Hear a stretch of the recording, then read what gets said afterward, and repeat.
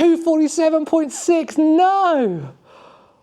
It's the longest drive I've ever hit on this TrackMan. As an average swing speed mid-handicap golfer, all the data available today tells me that if I can increase my speed and my distance, that's the key to lowering my handicap and finally reaching single figures for the very first time. Now, I've done a lot of testing on this TrackMan in this studio right here, and I've never hit a drive longer than 242 yards. So over the next 10 to 15 minutes, we're gonna have a little bit of fun by focusing on speed and distance to see if I can finally smash through the 250-yard barrier. Let's have some fun. Right, so the first thing I'm going to do is just benchmark where I am at the start of the video, because even if I don't hit that 250-yard drive, I'm just keen to see how much of a positive impact I can have in the space of 15 minutes by having this focus. So let's just hit a couple of drives, try and get one or two good ones that just show the sort of speeds that I'm hitting and the kind of distances that I'm getting today.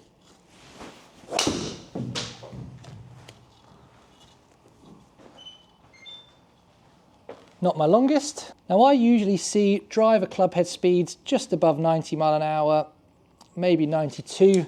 So that is definitely not my longest straight out of the gate.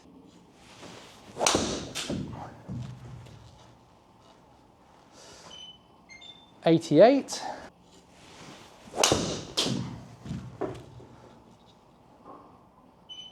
Yeah, 90 mile an hour clubhead speed. We're getting closer now. 229 of carry.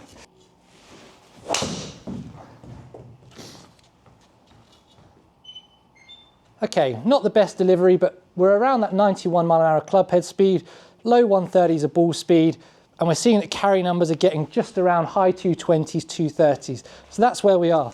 Right, so what I'm going to try first to increase my distance is I'm going to take the club away, and I've got the SuperSpeed Golf sticks at home. I've done some of their training programs before. I've got the green stick, which is the lightest, and I'm just going to try and see, not worry about swing mechanics or whatever, I'm just going to try and see how fast I can swing this. We saw that I was about 91 mile an hour with my own club. Let's try and see if we can get this thing over 100 mile an hour with a few swings.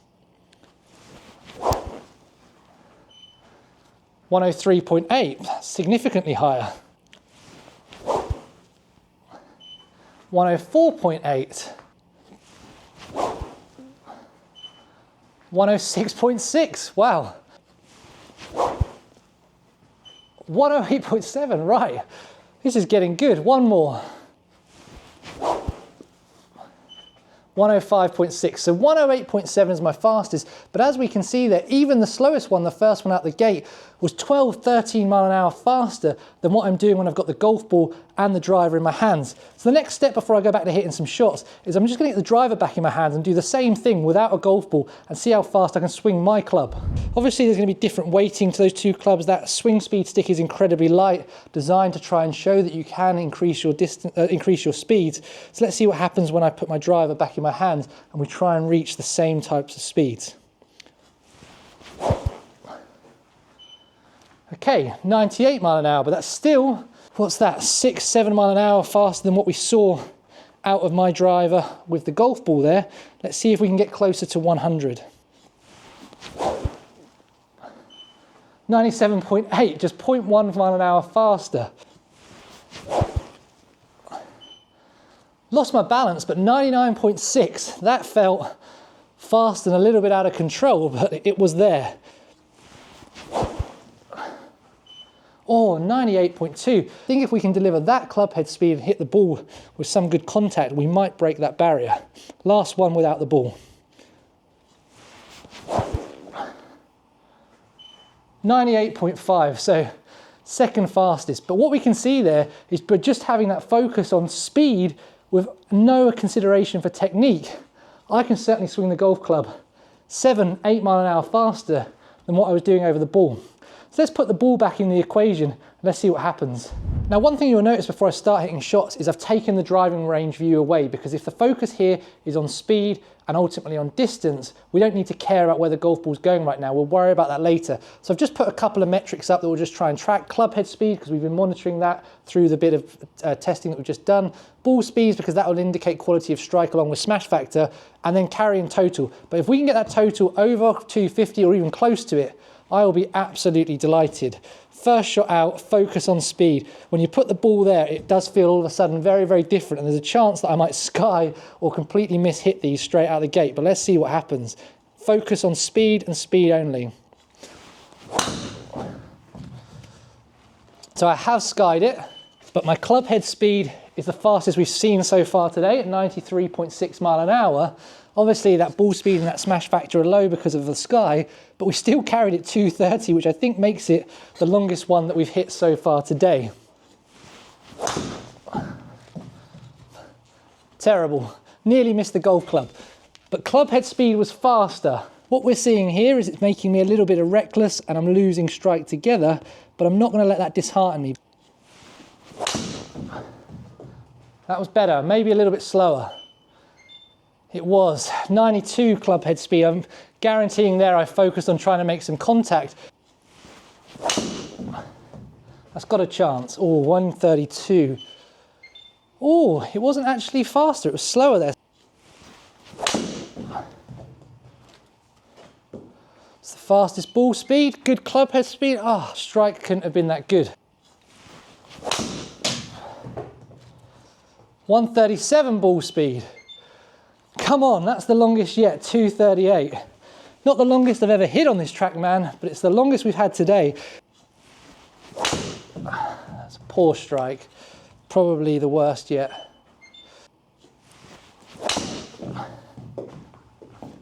Another 137, 240. We've got to 240.5. At least we've got over that barrier. I've got a couple more with my own driver, and then I've got one secret weapon up my sleeve to finish on.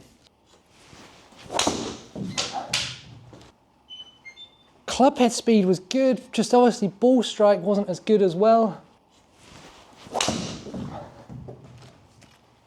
137 again. Oh, couldn't have been as good a strike that time. Right, for my last couple of shots, I've got a secret weapon that I'm about to bring out. It's the Wilson Dynapower carbon driver. Now earlier in the year when I tested this driver in this very studio, it wasn't the longest through the air because it's only a 9-degree head, but it did deliver some exceptional rollout and some good total distance. And it was incredibly fast. Now I haven't hit it for a long time, but I just thought it might be worth putting in the bag today, just in case we wanted to try and eke out a few more yards, because one criticism of ping drivers, including my own one, is they're not necessarily the longest, but boy are they forgiving. And where we don't care about forgiveness right now, let's whack out the Wilson and see what it can do. Sadly, not a very good strike.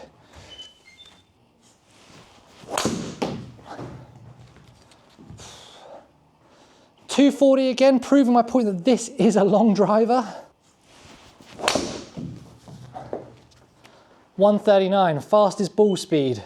247.6, no! It's the longest drive I've ever hit on this TrackMan. 247.6 with the Wilson Dynapower carbon. I nearly hit 140 ball speed for the first time in my life. We're nearly there. Oh my God, that was close. Can we beat that? Oh, it's a little bit slower ball speed. We've dropped off a little bit, but we're still at 237.2. The strike's not good enough, I'm afraid. The strike's not good enough. Oh, 246.1, the second longest drive I've ever hit. Club head speed at 94, but the ball speed is down. It's not going to get there. It wasn't a good strike. Oh my God, look at the club head speed, 95.6. The ball speed's 139.4. It's the fastest club head speed I've ever got on TrackMan hitting a golf ball, the second fastest ball speed that I've ever delivered, and it just was lacking a little bit of strike, otherwise it would. I think that would have been the one, I really do. Strike's good. Ball speed isn't there though.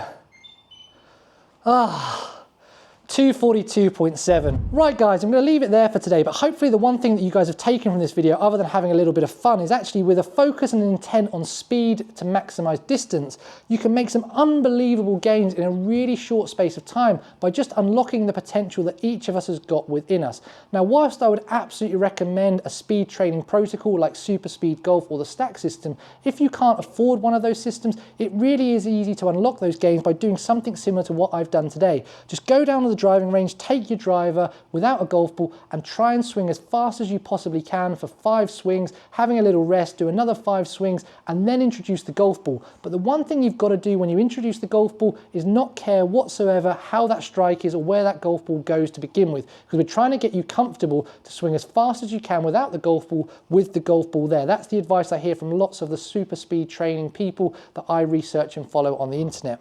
What you've been able to see is by just with that focus, me here in the space of a few minutes, 15 to 20 yards of gains by just having that one single intent. Now, when I've done this type of testing before, the other thing that really surprises me is actually my dispersion circle does get a little bit tighter in time, because actually going after it means that I deliver quite a repeatable swing rather than trying to steer it or think about the positions, which I can do when I'm swinging at my normal speeds. Now, this was just a little bit of fun today, but hopefully there's some value in it as well. If you've enjoyed it or you've got some value out of it, you can give some value back by hitting that thumbs up button. That lets YouTube know that golfers like you might find this video entertaining. And if you're not yet following Weekend Tour Pros, hit that subscribe button down below, ring the bell icon, and you'll get notified of all my videos as they land on YouTube every single week. Thank you so much for watching. Have a good day. Maybe buy a Wilson driver. Goodbye.